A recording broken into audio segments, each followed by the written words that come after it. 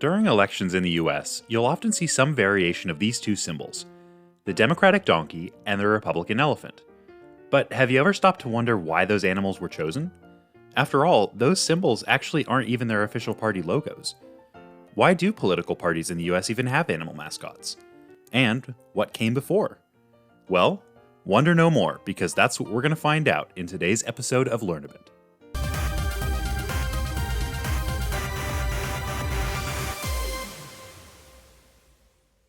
Hello, wonderful bitizens of the internet. Welcome to Learnabit. Today, we're going to explore the history of political party symbols in the US, and I promise you, you're in for some surprises. Like, which of the two major party mascots has never actually been officially adopted? And how did a log cabin and a raccoon help a party win elections? Let's dive into the colorful world of US party symbolism. Now, for your viewing convenience, I've divided the history up into three major eras: a new trope, the Whigs strike back, and the return of the donkey. You're welcome, fellow Star Wars nerds.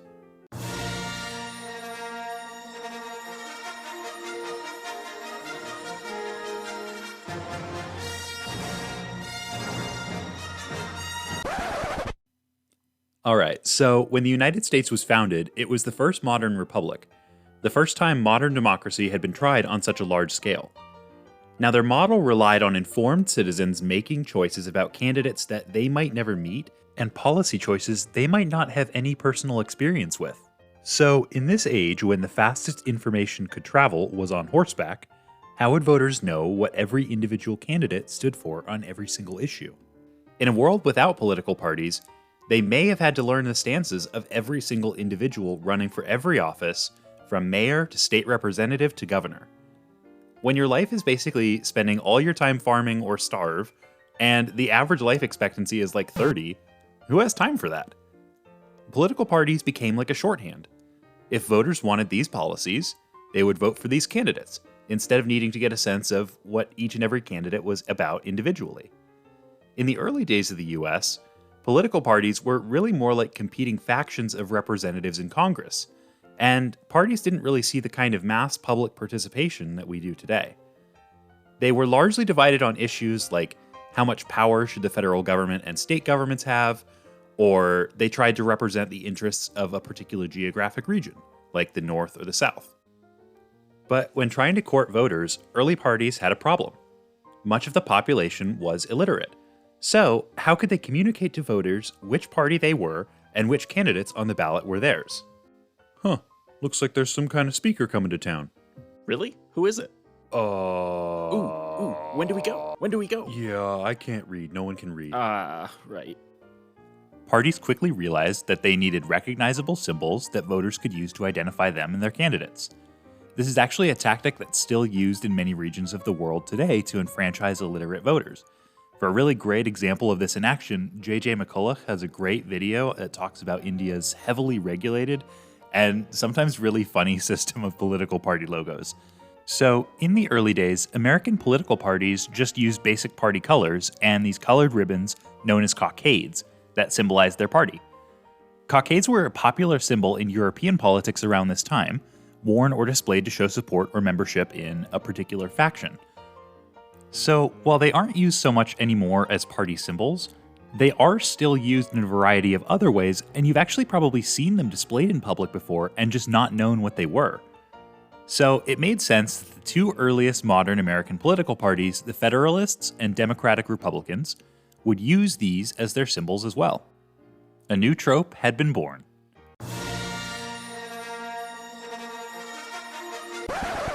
As with many things in US politics, everything started to change with the election of 1828 and the tradition-shattering election of Andrew Jackson, which jump-started the second phase of American political symbols. It's really hard to overstate how significant and earth-shattering his election and presidency really were. So I don't have time to get into it all here, and I promise I'll do a fuller examination of both his election and, of course, his very controversial legacy in my Presidential Fun Facts series. For this video, there are two things that are important. First, Jackson was wildly popular with his supporters at the time, as he was the first president not to be born into wealth or landed aristocracy. Sure, he was wealthy at the time of his election, But in all ways, he was still this very rough, uncouth populist outsider who dramatically changed US politics from the exclusive domain of the elite to something radically more democratic than it had ever been before. And second, for as many people as there were who supported him, he was also a very, very hated man by those who opposed him and was extremely controversial even at the time. Enemies decried him as everything from King Andrew to barbarian to a jackass, which at the time was both the insult we know it is today, and it's also the common word for donkey. Actually, that's literally how they sometimes mockingly wrote his name, A.Jackass. And Jackson thought this was so hilarious that he just straight up took this insult and turned it into his own campaign symbol, which is where the donkey we know today comes from. However, it took some time for the donkey to transform from symbolizing only Jackson's campaign to symbolizing the entire party he founded, the Democratic Party. We'll talk about that in a bit. So after Jackson's election, party symbols and logos started to take a backseat to campaign logos and symbols for a couple reasons. Okay, so stay with me here because things are about to get a little bit complicated for a sec. So by now in our story, it's the election of 1840, and it's been a chaotic few decades in US politics.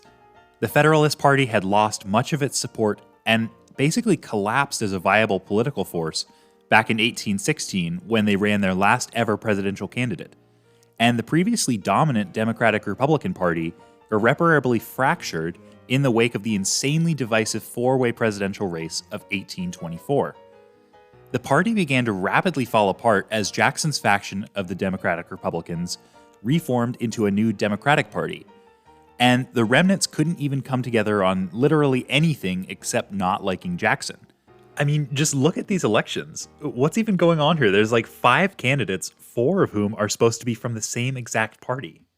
Anti-Jacksonians went through a couple different iterations, like the National Republicans and the Anti-Masonic Party, but eventually they united together to form the Whig Party. Every campaign kind of came up with its own logo and symbols for themselves, and so for the election of 1840, the newly unified Whig Party needed something catchy to go along with its super popular candidate, the war hero William Henry Harrison. And guess what they did? They took a page right out of Jackson's book, actually. They didn't have a lot to go off at first. I mean, Harrison barely even had an official position on many issues of the day, and really his constituency was only held together by opposing the Democrats. But their fortunes began to change when Democrats began to mock Harrison, calling him too old and senile to lead America.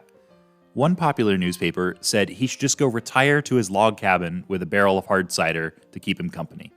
And that was actually considered a pretty sick burn back then. Not many Americans still lived in log cabins anymore, and while they were a symbol of national pride and nostalgia, they were mostly associated with the older generation. Meanwhile, hard cider was seen as the drink of the poor, the unsophisticated man's drink. And you know what? His campaign loved that idea. So they mocked up campaign posters with images of log cabins and barrels of hard cider, and the Whig Party decided to paint themselves as the party of the common man, of the frontier. And they also chose the raccoon as their animal mascot because of its heavy association with the frontier. And people loved it. For the Whig National Convention, people built rolling log cabin parade floats and rolled down the parade on top of them drinking barrels of hard cider. This became known as the Log Cabin and Hard Cider Campaign, and is sometimes regarded as the first modern American presidential campaign. And it gave the Whigs the few symbols that they would ever have in their short 2-decade run. Democrats liked the idea of having an animal mascot too, but after Jackson, the Democrats understandably didn't really like their party being symbolized by a literal jackass. Instead, they began using the rooster as their official symbol in the 1840s because of its association with farmers. They even continued using the rooster into the 1900s, at least until it became firmly associated with Southern Democrats. Alright, so at this point in our story, we've got the Democrats using a rooster, and after the Whigs with their log cabins and raccoon mascots predictably collapsed because they literally couldn't agree on anything, the Republicans emerged in the 1850s without a true mascot. So how did we arrive at the Democratic donkey and Republican elephant we know today? For that, we have the famous political cartoonist and satirist Thomas Nast to thank. It's really hard to talk about the history of US political symbols without talking about Nast. Nast was a German immigrant to America who invented and popularized political cartoons as we know them today. It's also why we use the donkey and elephant today to symbolize the Democratic and Republican parties. Nast was a devoted Republican, so it's not too surprising that he chose a large, strong, and bold creature as the symbol for Republicans. And remember how the Jackson jackass was kind of being forgotten in favor of the Democratic rooster? Yeah, well, Nast wasn't having any of that. So he often used the donkey as a symbol for ignorance, and so from the 1870s onward, he made sure to drive home to audiences what he really thought of the Democrats. Now, perhaps coincidentally, there had actually been at least one earlier political cartoon, as early as the Civil War, which used the elephant as a symbol for Republicans, when soldiers often used the phrase seeing the elephant to mean experiencing battle. However, Nast's first cartoon using the elephant as a symbol appeared in 1874, in which a large elephant, unaware of its own weight and bearing the words, "The Republican vote," is about to step on a flimsy bridge made up of the planks of the Republican Party's platform and presumably will fall into a deep chasm labeled Southern Claims and Chaos. It may not have the same satirical punch now as it once did when the cartoon was written, but at the same time, this was considered a pretty sick burn on the New York Herald newspaper, represented by the donkey in a lion skin. Remember how I said Nast that commonly used donkeys to symbolize ignorance? There was a hugely important congressional election just around the corner, and the New York Herald newspaper at the time was stoking fears that the Republican President Grant might run for a third term, a huge no-no in American politics at the time, and an even bigger and unconstitutional no-no now. Nast characterized the Republicans as a large and powerful force, but one that he saw as being needlessly scared into rushing towards the brink. So I'll save you guys the cliffhanger here. The Republicans lost control of Congress in this election for the first time since the Civil War, and Nast's next cartoon shows the elephant having plummeted into the pit of chaos below.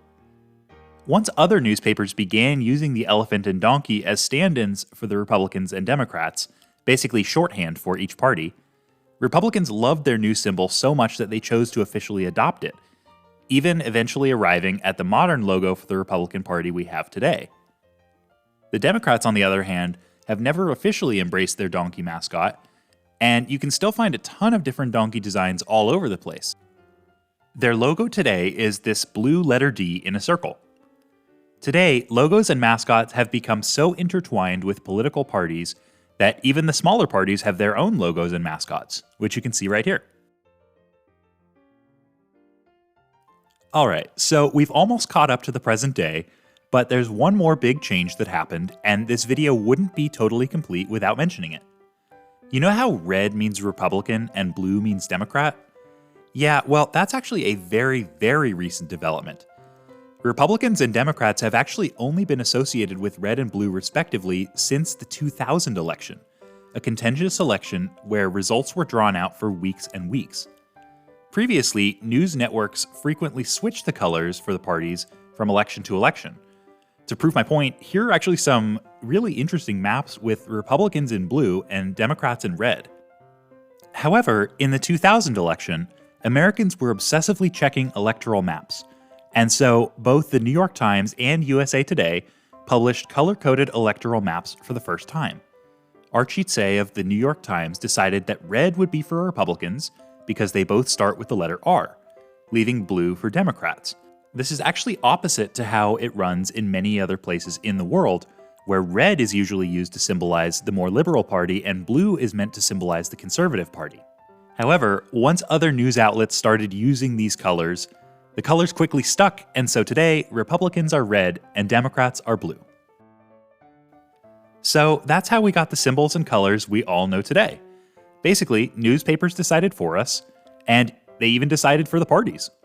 So I hope you guys liked this video, and if you did, I would really appreciate it if you could give this video a like and subscribe if you haven't yet to see more of the cool projects I've got coming up.